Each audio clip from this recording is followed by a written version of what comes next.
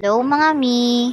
Tara at samahan niyo ako mag-mini vlog. Monday nga pala ito at nagpunta kami ng center. Hindi pumasok si Kuya Sak dahil pina-check up namin siya. Dito nga mga mi, kung makikita niyo may bukol na namamaga sa ngalangalan niya. Yun naman ang pina-check up namin sa kanya. Ang sabi nga sa center mga mi, kailangan niya mag-antibiotic dahil namamaga daw yung tonsillitis niya. Bukod nga siguro sa kakamatamis at malamig niya, namaga rin yun dahil kakaubo niya. May ubo at sipon na naman nga ang kuya namin. Kaya ayan, Monday na Monday, hindi na naman siya nakapasok. Pero excuse naman siya mga mi at dahil nakapagpaalam naman ako sa teacher niya. Uso na naman nga ang sakit ngayon mga mi, lalo na sa mga bagets. Paano ba naman kasi mga mi, tapos na nga ang taglamig. Tag-init naman ngayon na nagkukos ng sakit sa mga person. Yung paalala para sa ating mga magulang, ipag-vitamins natin ang ating mga anak para kahit magkasakit sila hindi matatagalan. Siyempre wag nyo rin kakalimutan yung mga sarili nyo. Kailangan din natin ng mga vitamins mga mi. Huwag tayong feeling superhero mga mi, ganun.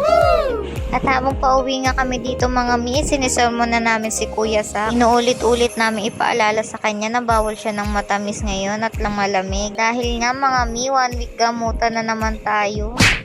Sabi ko nga din sa kanya dyan mga mi, tigil-tigilan na niya kakamatamis. Dahil nga sa kakamatamis niya, pabalik-balik tuloy yung ubo niya. Kada inuubo pa naman siya mga mi, hinihika siya talaga. Anyways mga mi, dito nga ay malapit na kami sa bahay. Ihahatid na nga muna kami ng daddy sa bahay para sunduin yung ate namin. Siya nga lang kasi nakapasok na itong Monday. At syempre alam niyo na dahil nga day off ng aming daddy, kasama na naman nga sa pagsundo yung maliit na bata. Ako ba dyan mga mi, pag nandyan yung daddy niya, halos ayaw na niyang kumalas. Tensya na nga din pala sa pag-voice over ko mga mi. May batang umiiyak kasi dahil tinutopak. Ayan nga mga mi, kung makikita nyo, bumaba na nga kami pero siya nandun pa rin talaga sa motor. Yun lang for today's video. Thank you for watching. See you on my next vlog. Bye!